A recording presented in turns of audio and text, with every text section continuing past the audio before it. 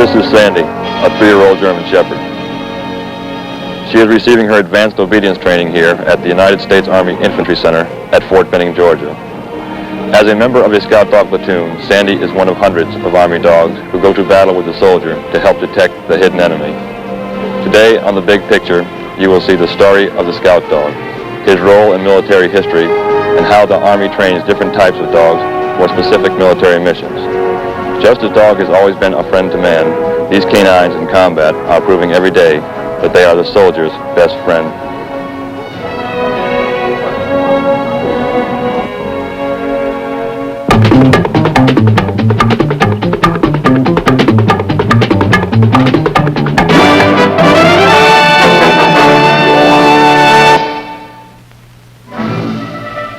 To detect the presence of an enemy, to obtain warning of impending attack, the United States Army uses the most sophisticated detection devices that modern science can provide.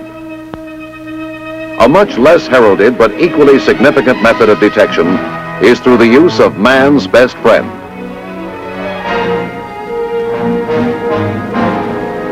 Dogs have been used by man since primitive times to warn him of approaching danger and to help him in battle.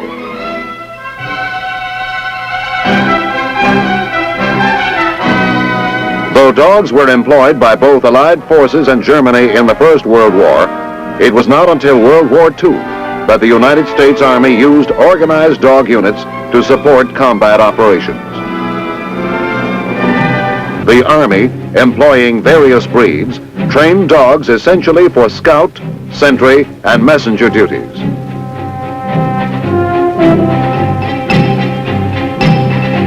In the Korean War, the 26th Infantry Scout Dog Platoon, the oldest active canine unit, took part in more than 1,000 patrols and helped reduce casualty rates on these missions by about 65%.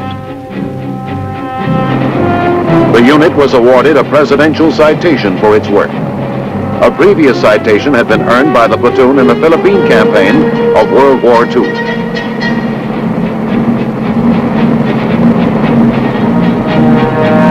Army dogs have served with United States troops wherever their assignment has taken them, from Greenland to Japan, from Hawaii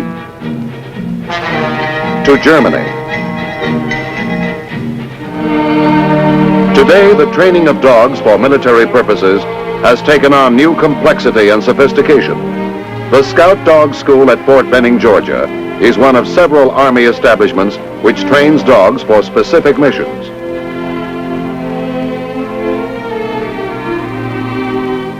All dogs used by U.S. Armed Forces are purchased by the Air Force and shipped to the training installations.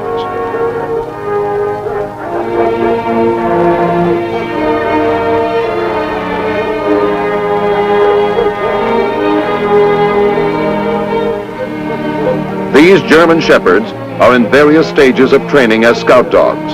Carefully selected for size, working ability, and temperament, the dogs will be matched with handlers to form scout dog teams, which will be assigned to combat units.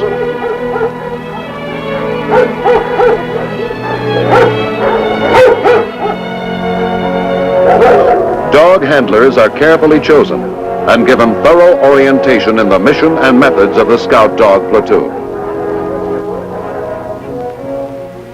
Items used in the training program are explained, along with general principles of care and safety for both dog and handler.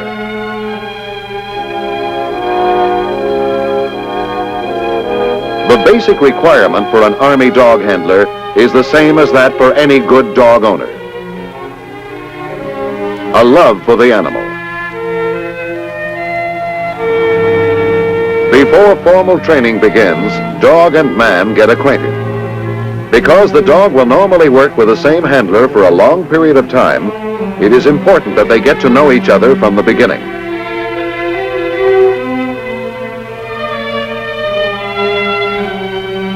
Basic obedience training for the dog involves the same elementary lessons known to many dog owners. The dog learns to respond not only to oral commands, but to gestures as well.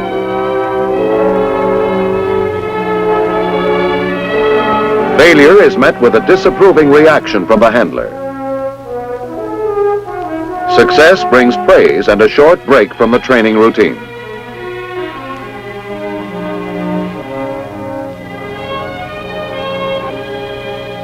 During the early stages of training, the dogs are carefully observed for any instinctive traits that might interfere with their mission. Only those animals who shape up to the strict discipline required of dogs in combat are allowed to proceed with their training. 1, 2, 3, 4, 1, whoa!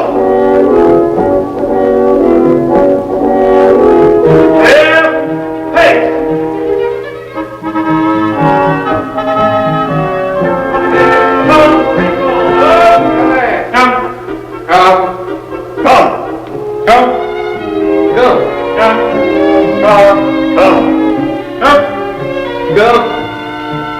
The scout dog detects his quarry by airborne scent. Because there may be livestock in the combat area, the dog must be taught to discriminate between animal and human scent.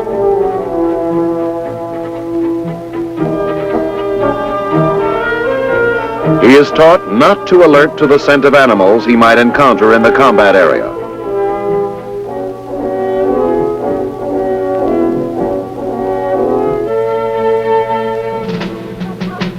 After 2 weeks of general orientation and basic obedience training, man and dog move out to the field for the next 10 weeks. Here they will get down to the serious business of learning how to scout for the enemy's presence.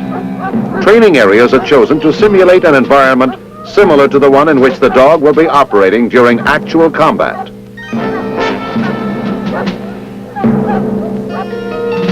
When the handler puts the harness on his dog, the animal knows he must begin to scout. The effect of the working harness is to prime the dog's whole body for his task. Dog and handler prepare to move out on a patrol. Enemy personnel have been placed in the area through which the patrol is about to move. The dog is attempting to locate them.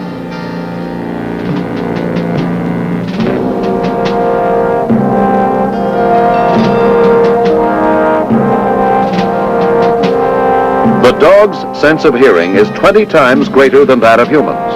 His sense of smell is 40 times keener. He cannot, of course, determine whether the scent he is getting is friend or foe. It's up to the handler and members of the friendly patrol to make this identification based on any combat intelligence they may have received. The scout dog team's mission is to give an early silent warning of the presence of enemy personnel or equipment in the area.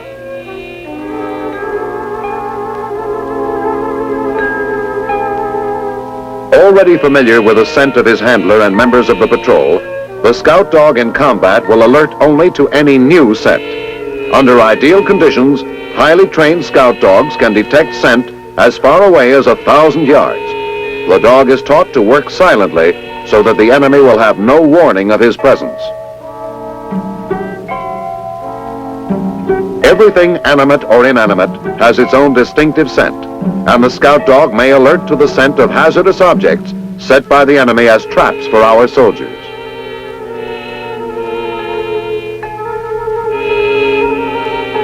The handler must be able to interpret the dog's warning signs. Each time the dog alerts, he praises him. The association between alerting to the scent and receiving praise becomes fixed in the animal's behavior pattern.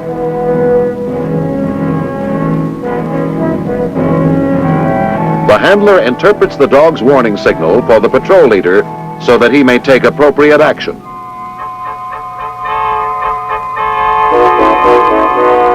The big question is, what kind of danger is up ahead? A soldier is sent forward to check it out. This training area is set with simulated hazards, typical of those that may be encountered by our soldiers in Vietnam. Teaching dog handlers and patrol leaders to anticipate these dangers helps reduce American casualties.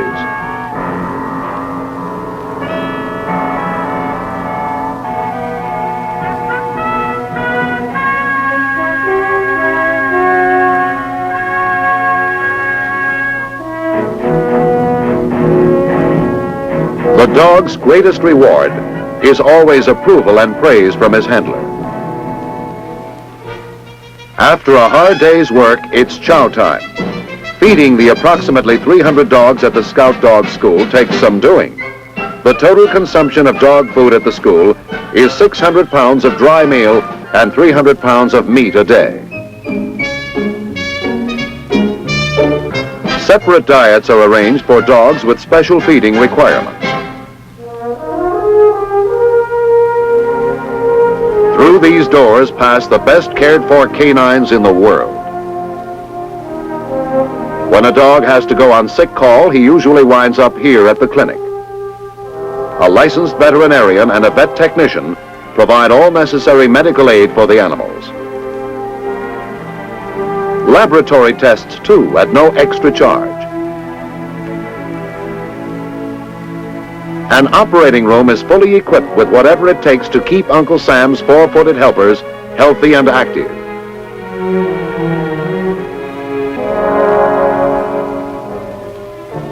In the 8th week of Scout Dog training, the animals are given a wide range of specialized experience. A training tower is used to accustom the dogs to working from high places if this should be necessary during the mission. This kind of training prepares the Scout Dog team for service with any type of unit on any terrain and under the most adverse conditions.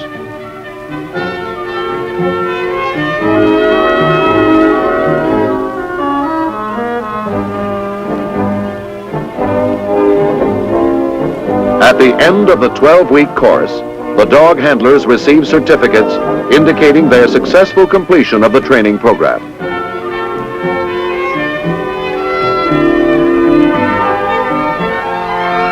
Then dogs and handlers pass in review at graduation exercises.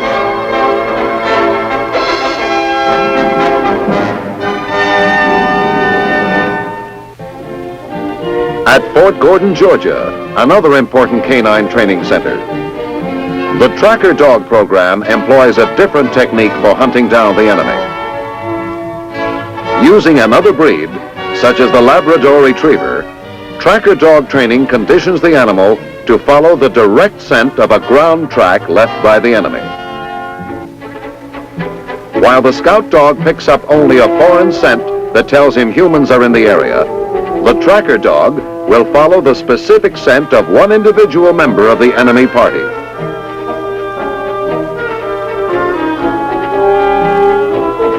Due to the complexity of tracking, it takes longer to train the tracker dog, usually about 9 months. These dogs are in various stages of training, depending on their individual rate of progress.